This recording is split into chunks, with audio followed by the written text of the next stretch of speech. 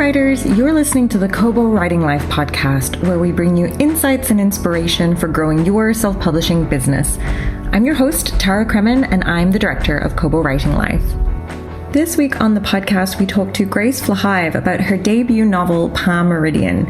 It's set in 2067 in Florida that is partially underwater, and it's set in a lesbian retirement resort, which was such an interesting setting. The story is so fun and also really tear-jerking because it's about Hannah is our main protagonist who has opted for a medically assisted death, but they're throwing her a hell of an end-of-life party, and that's sort of the story where she is trying to find a lost love.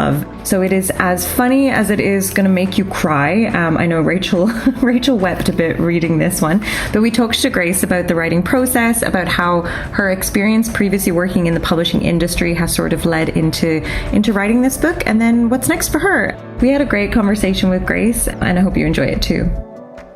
We are joined today by author Grace Flahive, whose debut novel, Palm Meridian, is releasing. It will be released by the time this podcast comes out, but it is releasing next week, May 27th. Welcome to the pod, Grace. Thank you so much for having me. This is so exciting. We are very excited to talk to you. Both Tara and I absolutely loved Palm Meridian, so cannot wait to dig in to the book with you. But before we do that, can you tell us a little bit about yourself and your journey into becoming an author? Yeah, absolutely. So I am coming to you guys from London, England, where I live now. I've lived here for over a decade, but I'm originally Canadian. I grew up in Toronto. I've been writing my whole life as early as I can remember. I always say I think the first official piece of fiction that I wrote was Spice Girls fan fiction in about 1997. I wrote myself as the sixth Spice Girl, but annoyingly, I can't remember what spice I'd given myself, so maybe I need to figure that out now. But yeah, I've been writing stories my whole life. I went to university at McGill and I studied English literature, as all writers aspire to, and I really, really loved that experience. Montreal, as you know, has made it into the book. And then, after my undergrad, I moved over here to the UK to study publishing, so a bit more of a practical MA sort of post-grad degree for 1 year. I've since been here for 11 years, which was never meant to happen, but that's the way with life. And in the last sort of 5 years or so, I've written loads throughout my life, but I kind of decided, you know what, I think it's time to really professionalize this and sort of shoot for the stars. So went through the whole process of getting a literary agent and going out on submission and all of that while working in publishing myself. So I worked for 2 nonfiction publishers in marketing. So kind of being on both sides of the publishing industry. About a year and a half ago, wildest dream came true, and now I'm a writer, and so excited to have Palm Meridian out and in Canada to begin with. So first publication day is in Canada, which is really special to me. Before we jump into the book, I just have to ask which Spice Girl you were growing up, and same question, Rachel. So I was always Baby Spice, and I would always get, I don't know if you remember from the 90s, there was those like lollipops that had like Spice Girls and like the gum. Chubba Chubs? Yes, and they'd come with like a little sticker in them. So I was always looking for Baby Spice, but that was only because I'm the youngest child and I was born in November, so I was always kind of the youngest. So I was the baby. I did a talent show, Spice Girls sort of dance with some friends, and I was Baby Spice. So what were you, Rachel? Also a November Baby Spice over here. Oh, what day? 27, so I'm a Sagittarius. Oh, okay, second, I'm Scorpio. All right. Okay. I have a lot of feelings about Scorpio on the podcast. But I was also Baby Spice. In the process of moving and during packing, I don't know if I should admit this, I just found Spice Girl Chupa Chups. I wouldn't eat them. No, they are melted. The stickers, couldn't tell you what they were. I bet if you ate it, like Y2K would happen or something. There's demons in there. Or really good Spice Girl energy. I mean, it could go one of two ways. Like Spider-Man. That's I was Ginger always, because I don't know, she seemed like the loudest, sort of like bratty one, I guess. Yeah, I feel like you can't go wrong. But Palm Meridian is your debut. We'll skip our Spice Girls talk, but thanks for indulging me. But as you mentioned, it's not your first foray into publishing, as you've worked on the marketing side of the industry. So just curious about what your experience has been now on the author side. Yeah, so it's really interesting. And I think it's been really helpful because even I left my last job in publishing almost a year ago now, actually about 9 months ago. And so very recently I was having, marketing chats with authors. I was on that kind of side of the email chain. And now, in January, I had a sit down meeting with my publisher to talk about our marketing and everything. So it was interesting to literally just be on the other side of the table, and really helpful, I think. I think it helped me have realistic expectations about what might happen. It helped me know which questions to ask and what information I needed from them, and also like how I can help them, support the PR and the marketing and stuff. I know how things go, but yeah, I think it's really overall been helpful. And yeah, I'm just enjoying. It's very surreal to be on the other side. And I was always marketing, other people's books. So I've been really enjoying just putting that energy into my own. Has anything about being on the author side surprised you, either from a marketing perspective or just throughout the entire publishing process? Yeah, I don't know. I think, the only thing, and this isn't actually different, but it feels different, is how long the process is. Because when I was working myself in publishing as a marketer, I was working on 20 books at a time or something. You were just sort of always flipping between something. So you didn't really notice the time passing between, a book being acquired and then sitting down with an author and then publication day and pre-orders and all that stuff. But as a writer, it's your only project. So you're really aware of it. So, but that said, it has gone really quickly. So I signed my book deal in October 2023 for a May, June 2025 release. And at the time that felt like, futuristic timeline. But now it's next week. So yeah, the time has felt different, but it's actually been the same. And your book, Palm Meridian, it's very, very funny, and it has a truly unique setting. So I wonder if you could give listeners a quick overview of the book and the setting. Yeah, absolutely. So Palm Meridian is set at a retirement resort for queer women in Florida in the year 2067. And it takes place on the last day of Hannah Cardin's life. So she's received a terminal cancer diagnosis, so she's going to die by assisted dying tomorrow, but she's throwing a massive end-of-life party with her 200 closest friends, and she's invited her long-lost love, Sophie, who she hasn't seen in over 40 years, to arrive. So the book takes place over Hannah's last 24 hours, but it also takes place over her whole life of 77 years. I would love to know what inspired so many aspects of this book, but let's kind of start with the setting, both physical, the retirement home in Florida, and also the futuristic setting of 2067.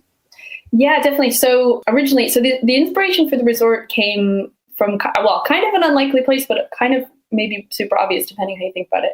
So we, like many Canadians, we, when I was a kid, would go down to Florida occasionally for winter vacations and escape the cold. And when I was 5, so 1997, which is actually weirdly has ended up being 70 years exactly from when Palm Meridian is set, we went to Disney World, and we went to a resort called All-Star Music, which is actually still exists, I think. But in the 90s, it was even more kind of really camp, really colorful, just sort of looked like this completely surreal world because everything was like, bongos and xylophones. It was all music themed. Everything was 3 stories high.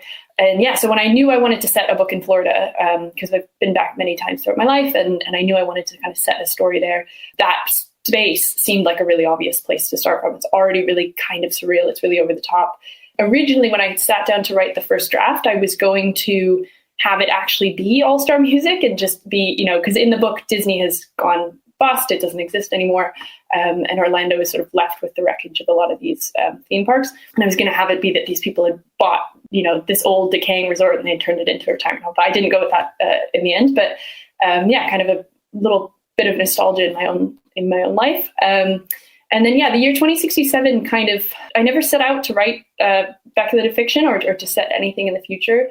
I've noticed that when I tell people what my book is about, they hear the year 2067. I think they're picturing like sci-fi flying cars kind of stuff. And it's not that at all. And it's not because, I don't feel equipped to write sci-fi. I have so much admiration for sci-fi writers. But the reason I set it so far in the future is because I kind of had turned it into this thought experiment of wanting to just see what my friends and I might be up to in 40 years. And part of it was structural. I knew that I wanted to write a love story, which I'd never done before. And I wanted that kind of emotional payoff that you get in stories like The Notebook, where you see both ends of a really long life and you see these characters in these different times in their life.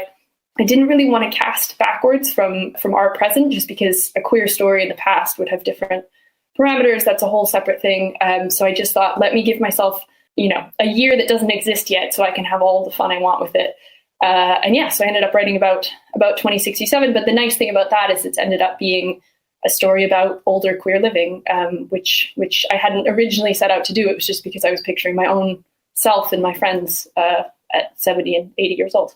Just a quick interjection to say I was also at the All-Star Music Resort in 1997. No way. We have like home videos and photos and stuff. I bet it's one of those things where like in the background you're like, and you're both dressed as Baby Spice, just running around.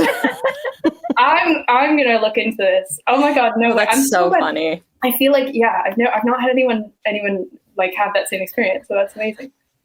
Anyways, just needed to toss that in there.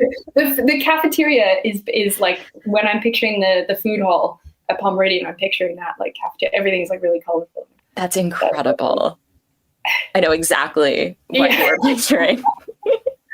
Amazing.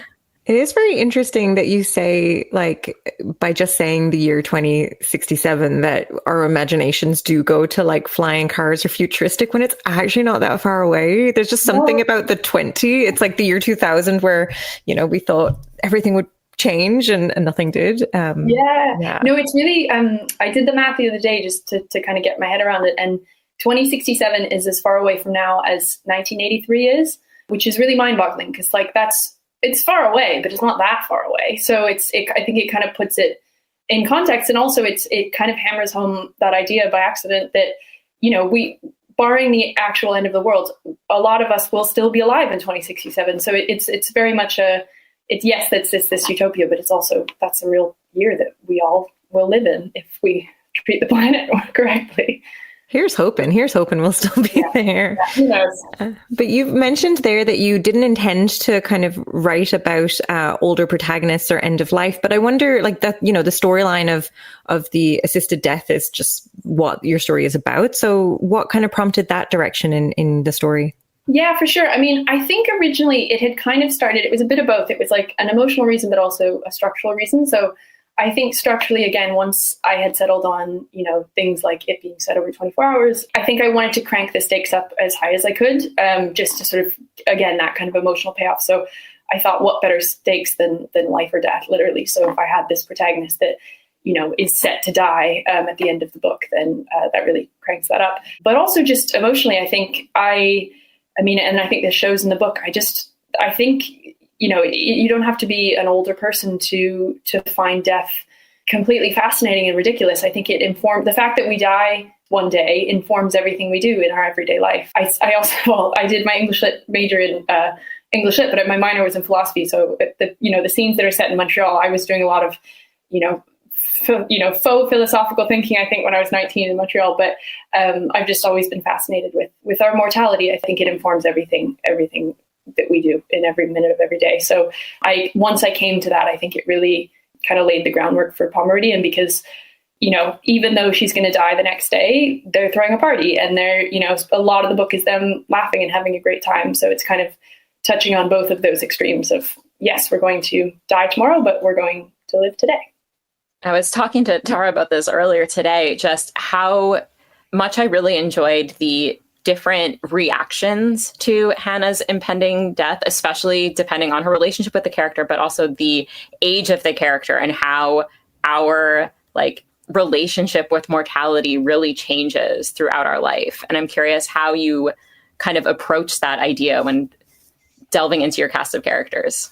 Yeah, definitely. So, it's funny you should say that actually, because we had a lot of, Palm Meridian went through, depending how you count it, like 6 or 7 rounds of edits. And in each of those different drafts, I think my agents and my editors and I, we really got closer to kind of calibrating that in the right way, in a way that would feel authentic for a reader and that would also sort of create the right amount of tension that would build, hopefully, to a crescendo. And yeah, the one character, Ricky, who stands out, he's 25 years old and he works at the resort.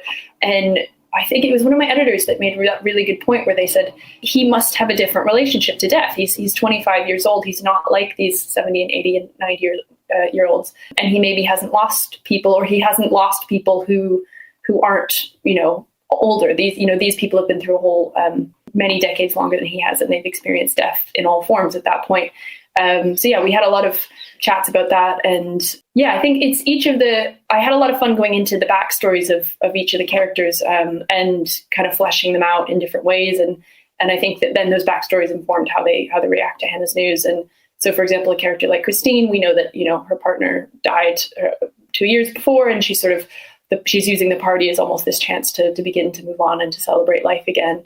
But yeah, I think it was a really helpful way actually to characterize the characters by thinking, what is their relationship to Hannah and how would they react to this news? And I think everybody does it a little bit differently. We'll jump into some of your side characters in a little bit because there were so many that were just really great and I have my favorites. But I'd like to chat a little bit about the writing process for it, as it is told over so many storylines and timelines.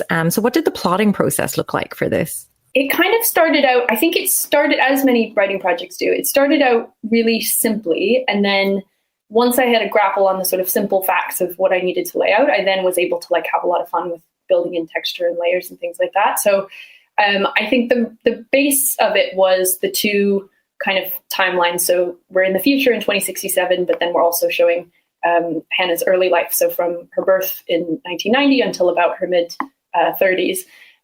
So I kind of, it'd actually be interesting to look back at earlier drafts of it to see if I had sort of move things around. But yeah, I knew that the 24-hour structure was really going to help me just be very straightforward with those. So I've literally, the top of the chapters say 8 a.m., 9 a.m., everything leading up until 8 a.m. the next morning. So that was really helpful just for me as a writer, and just the logistical side of things. That gave me kind of a clear sense of what I needed to do in each chapter.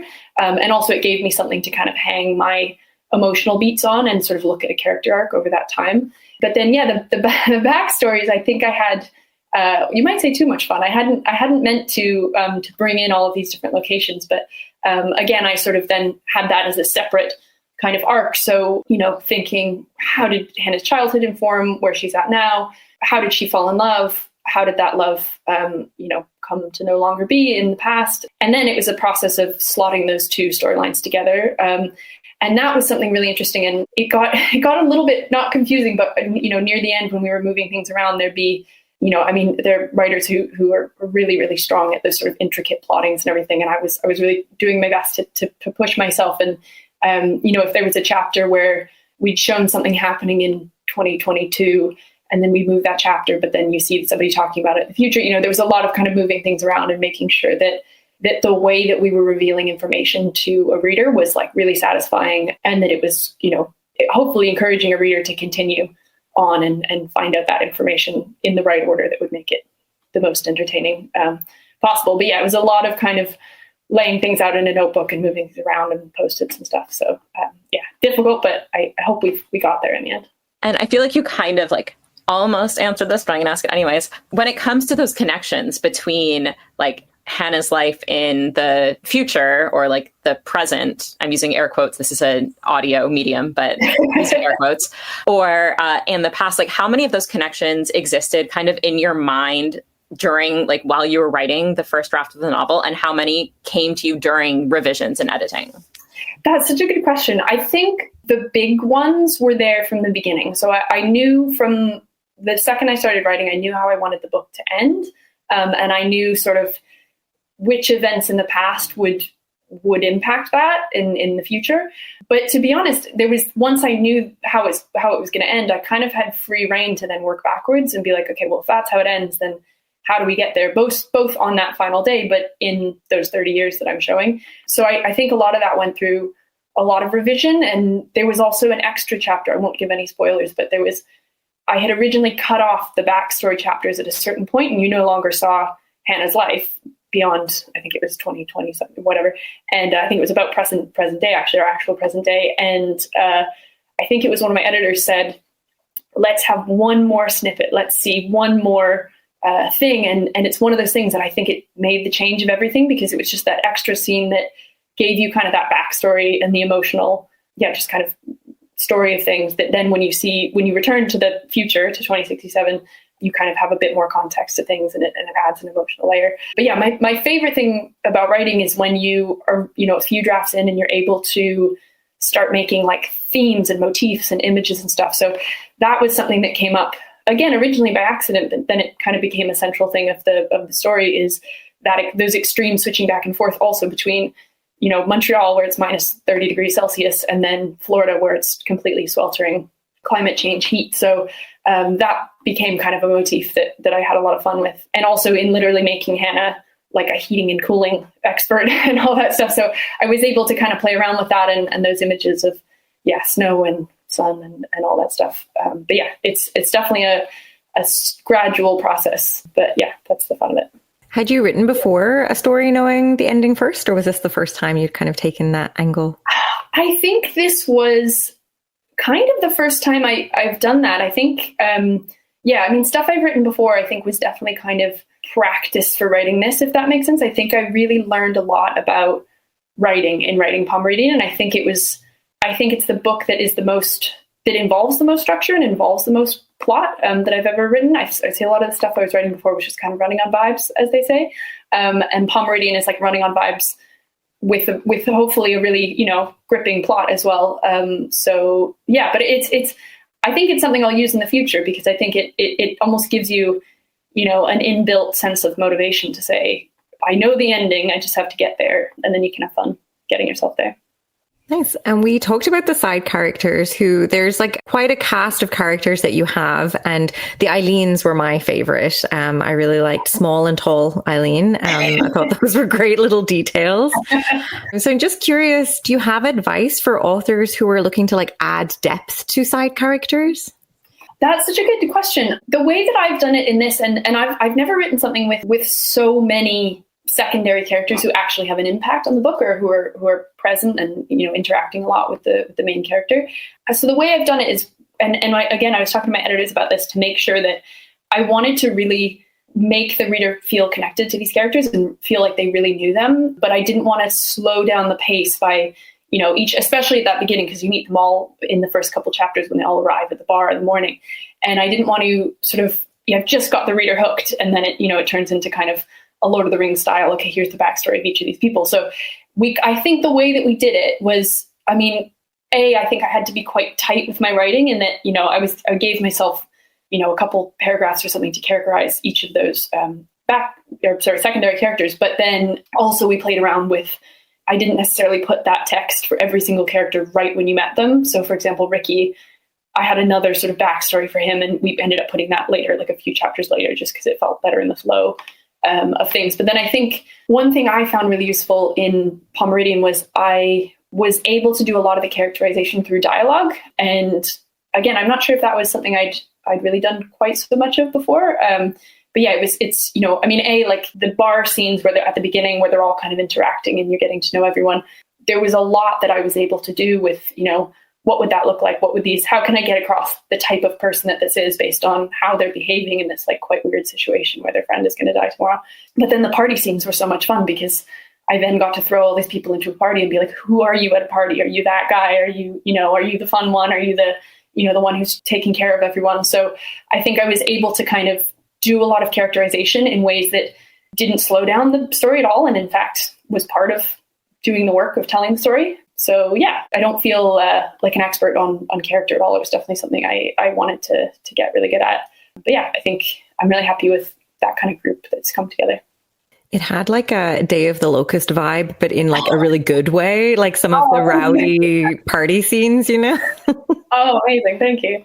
I'm curious, with these backstories of the characters that you're mentioning, are they something that you kind of fleshed out before tackling the major plot? Like, did you know, okay, these are the Eileens, one of them's short, one of them's tall, these are their personalities, and then you inserted them into the book and kind of placed information as necessary? Or like, how did that development process work for you? Yeah, that's a good question. I think again, it was a little bit of both. I think I wanted to make sure, I liked this idea of having this group of characters who kind of all, like, in a lot of ways, they have nothing in common. They're all very different. They're very different personalities. They have very different backgrounds.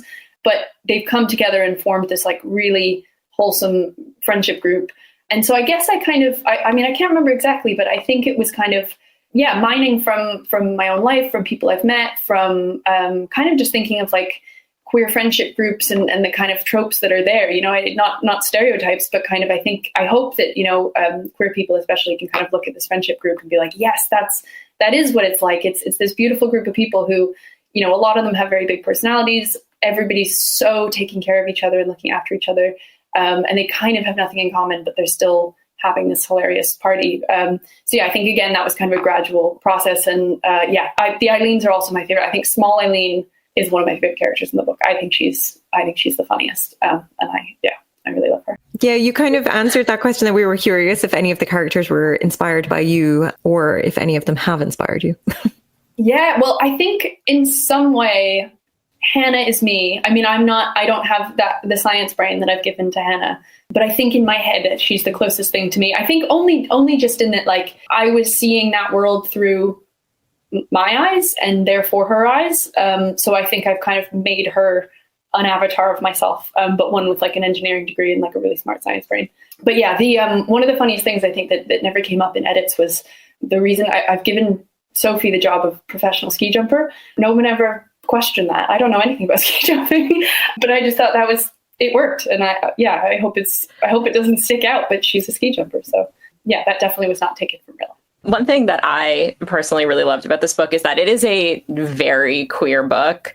Almost all of the characters fall under the LGBTQ plus umbrella with maybe like a token straight guy or two. Mm-hmm. And it's also very much about community. And I'm kind of curious, like, by choosing a community that exists outside of the heteronormative expectation of children looking after their parents, like, how essential was the queerness to exploring the community aspect of this book? Yeah, that's a really good question. Like, I think it started from the very beginning. I think so.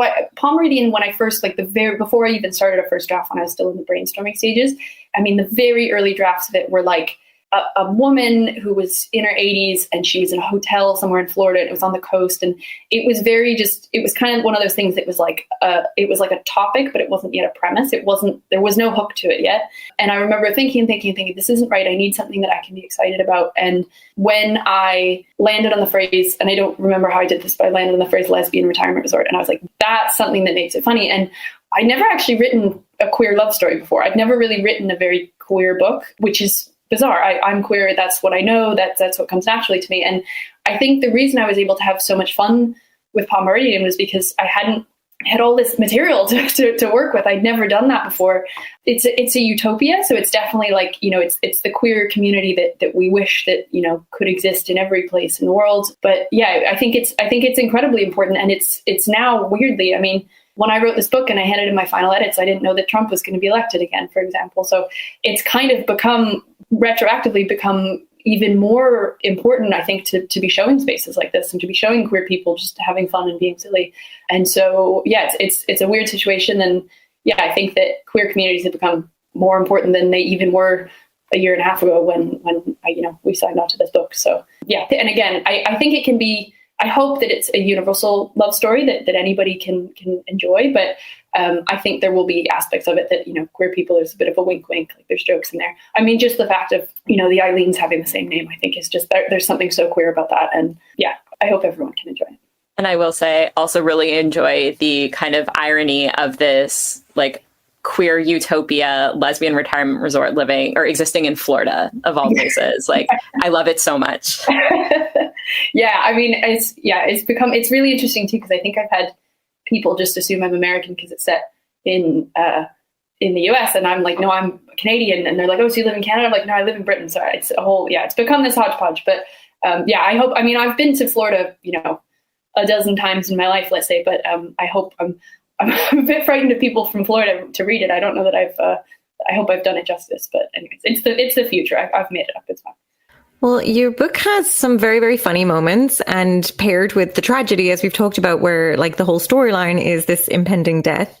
It's about the main characters, but it's about her dying. So how did you balance writing the humor with the very serious death? For lack of a better phrase. Yeah. Sorry. A friend of mine read the book recently, and he said that was the most fun I had watching someone die, which I think sums it up well. But I think, it's interesting because in some ways, like to go back to the structure we were talking about, like the future chapters are set at a party. Like it's literally a celebration. So in many ways, a lot of that was built in there for me a little bit, where it's, that's where everybody's drinking and partying and laughing and stuff. And then the past chapters are showing, often these really joyful moments, but also these really wrenching, heartbreaking moments that give you the backstory for what Hannah's experienced. But yeah, I think in reality, both of those storylines have a bit of both. And I think, it came kind of like I said about like motifs and themes. I think that kind of those two extremes ended up becoming really built into the story on so many levels. So, like the hot and the cold, like, the extreme ends of her life. We see her literally being conceived. And then, she's heading towards her death. But yeah, also the extremes of the moments that I chose to show about Hannah's life in order to give the backstory are the happiest moments of her life mixed in with the saddest moments of her life. So yeah, I think it was an exercise in trying to keep like the flow going, because I didn't want to, I don't want a reader to have to slog through loads and loads of really devastating stuff. I think I wanted everything to be mixed in together, because that's what life is. Life is like I was saying earlier, life is completely ridiculous and it's very bittersweet. And I think that, kind of the central theme of the book is that, we're all going to die one day, but we can still have fun now. And yeah, I think the characters themselves do a lot of kind of laughing and crying and laughing and crying and crying until they laugh and laughing until they cry. So I think with drafts, I think that came together, hopefully cohesively. And much like the characters, I also laughed and then cried a lot. I'm so sorry. No, it was good. It was perfect. But you've kind of touched on the weather and the changing of the seasons in one's life throughout the book. But there's also aspects of climate change very much in the background of the novel. And I'm curious if you could talk a little bit about how these themes intertwine. Yeah, definitely. So I think that was the thing. So I'd never set something in the future before. So I was feeling a bit daunted by it at first. But then I think once I kind of settled myself in the world of the resort, I was like, I really only need to, it's such an isolated place. I was like, no, I really only need to nail this place of like, what would 2067 look like in this one resort? And the only thing, like I said about Trump, it's so hard now to picture what the world's going to be like in a week, let alone like 40 years. But I think the one thing I knew would probably be consistent would be climate change will have worsened. And so I think I did a bunch of Googling around, those climate prediction maps of, seeing what shores will have risen and ocean water rising and all that stuff. So I think something that's pretty certain is that, parts of the world like Southern Florida will just be uninhabitable, maybe, hopefully in much longer than 40 years, but, definitely eventually. So I kind of took that as basis for what I was working on. And it kind of, it's story-wise, it kind of becomes a plot device in a way because this place is so isolated. And I think it really helps kind of emphasize the community that they've created there, because the weather is so harsh and it's so isolating. And Disney is, they've got all the wreckage of Disney nearby, and there's towns that are completely burnt out and abandoned nearby and stuff. So it really, again, helped that story-wise kind of cranking up how fun and how colorful this place is, kind of, almost in protest of how the world is. And some of the fun things I think I was able to put in were just like, I love in movies when you can kind of paint a really big picture, but only with like a little word or a little image or something. So I think there was something I had said about, there's no communicate, a lot of the telephone communications from the internet isn't really reliable anymore. And so, they said, this whole place could, go up in a fireball and Washington wouldn't know for a week or something. Yeah. I think I wanted to indicate a lot about what's happened in 40 years with just a couple of quick strokes, and then actually just focus on the emotional lives of the characters. And do you have any advice for authors who are looking to include more serious topics like climate change throughout their book, but in a lighthearted way? Yeah, well, I think it's interesting because I feel like, having worked on the publishing side, I've always worked in nonfiction, so I can't speak for people who are acquiring fiction or working in fiction, but I think kind of like, cli-fi is a thing now. And I think it's one of those things kind of like writing about COVID, where it's like, there's kind of this hesitancy of like, yes, that happened, but we don't want to acknowledge it in the market. People aren't going to necessarily want to read this depressing stuff about these horrible things that are happening in the world. But I think, this isn't a good thing, but our writing just will have to include climate change now. It's not like this dystopian thing that's a special genre. It's like, that's just a fact of our world now. So yeah, I feel very optimistic about the future. I think that, I'd like to think that a place like Palm Meridian can exist in a not completely destroyed world in 40 years. But I think our stories, both sad and both cheerful, I think will probably just naturally start to include climate change because it's starting to become more of our reality. That leads well into my next question is, would you like to retire in the Palm Meridian, and can I come? Oh my God, I would love to. I'm going to start making like a wait list or like something. Yeah, I had a lot of fun just thinking about that, like as a world, and honestly just thinking about like, what would we do all day there? What are the activities? And there was whole paragraphs. I just was like, this is slowing down the plot. I can't be chatting about the bowling team or whatever. But yeah, absolutely. Everyone's invited. Let's do it. It'll give us something to look forward to. The extracurricular activities at the Palm Meridian are aspirational. I was like, that was so fun. It was like, yeah, I think when I first came up with, that phrase, lesbian retirement resort, I think the first thing I did was just sit down and give myself permission to just have fun with that and be like, what does this look like? What do they do? What food do they eat? What are they doing all day? And then kind of thought, okay, but what's the story here? So I think we got there in the end. I love how they, all the different people doing the groups doing the activities would get mad at the protagonists for sort of like rushing through their event, or, there's a golf cart destroying something as they're like flying around the resort. It was very entertaining to imagine. Yeah, just chaos, so much chaos. I'm curious because the Palm Meridian is so fantastic. Is this novel going to be a standalone, or do you expect to see more of these characters or this location in the future? That's a really good question. Never say never. I think I've kind of accidentally, I would love to live inside the Palm Meridian universe forever, in many ways. I think I really like that Palm Meridian, the novel, it is like a closed circuit in a way, but, there's so many characters who I would love to explore more, like Esme or like the Eileens and everything, that we only see these snippets of their backstory. So yeah, never say never. When we were pitching the book to editors, we were kind of talking about it like White Lotus, where, it's the same universe, but each time it's different. So, we were talking about setting up like a Palm Meridian in other countries or have it in a different climate or something like that. So yeah, never say never. I'm ready for the PMCU, the Palm Meridian Cinematic Universe. Yeah. So 17 movies later and we'll have, I'll take it.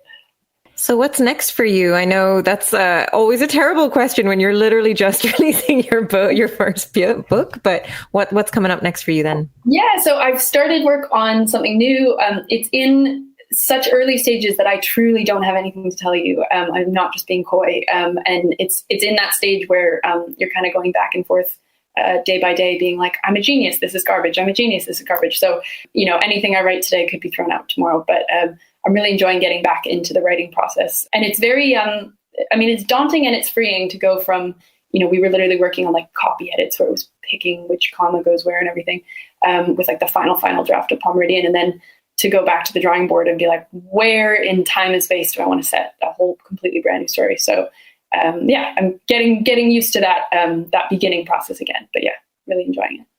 And I'm going to put you on a spot with one of my favorite questions, but questions that a lot of authors seem to not level up, which is, what do you like to read? And do you have any book recommendations of titles that have kind of inspired you as an author? Yeah, definitely. This is a crazy thing because I read all the time, and then people ask me this question, and I'm like, I don't think I've ever read a book in my life. So there are two books that have definitely that impacted Palm Meridian in different ways. So one, which is always the first book I recommend to people, is Fates and Furies by Lauren Groff, and also her book Florida, Set of Stories. So she is a Florida writer, and Fates and Furies is, I think, one of the most like powerful love stories I've ever read. It just and it kind of grapples with that. I wanted to be able to covers a whole marriage over decades, and so that was something I really aspired to with Palm Meridian. Was like, let's really tackle a whole life here.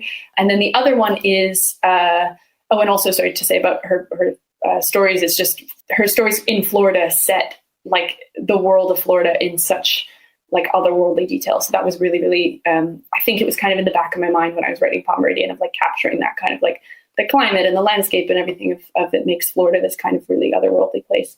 But yeah, the second book is Goodbye Vitamin by Rachel Khong, which she's one of my favorite writers because she's managed to, so that book is about Alzheimer's. So it's about a woman whose dad has been diagnosed with dementia. So it's really, really sad and heartbreaking, but it's also hilarious. Like I was literally laughing out loud. And that, again, that's something I really aspired to with Palm Meridian, was like, I'm writing a book about death, but I want it to be really funny. So I had that in the back of my mind of, I know that it's possible. You just have to kind of pitch it right. So yeah, definitely recommend those three books. Nice. We'll include links to them in our show notes so listeners can check them out if they're interested. And where can listeners find you online? Yes, so I am pretty much only on Instagram. So you can find me at Grace Flahive Writes on Instagram. So I'll be sharing everything there. Awesome. Thanks so much for your time. We really enjoyed this and loved getting to chat with you. I know you guys have that Florida connection now forever. I'm going to go back and look at the tapes. We have to look at that. I'm going to do the same. Yeah, do it. Pictures. Oh my God. No, thank you so much for having me. This has been so much fun and just a total pleasure. Thank you for listening to the Kobo Writing Life podcast. If you're interested in picking up Grace's book, we'll include links in our show notes. If you're enjoying this podcast, please be sure to rate, review, and subscribe. And if you're looking for more tips on growing your self-publishing business, you can find us at kobowritinglife.com. Be sure to follow us on social media. We are at Kobo Writing Life on Facebook, Twitter, Instagram, and Threads. This episode was hosted by Rachel Wharton and Tara Kremen, with production by Terrence Abrahams. Editing is provided by Kelly Robotham, and our theme music was composed by Tearjerker. And we'd like to thank Grace for being such a great guest, and I hope I retire in Palm Meridian. If you're ready to start your publishing journey, sign up today at kobo.com/writinglife. Until next time, happy writing.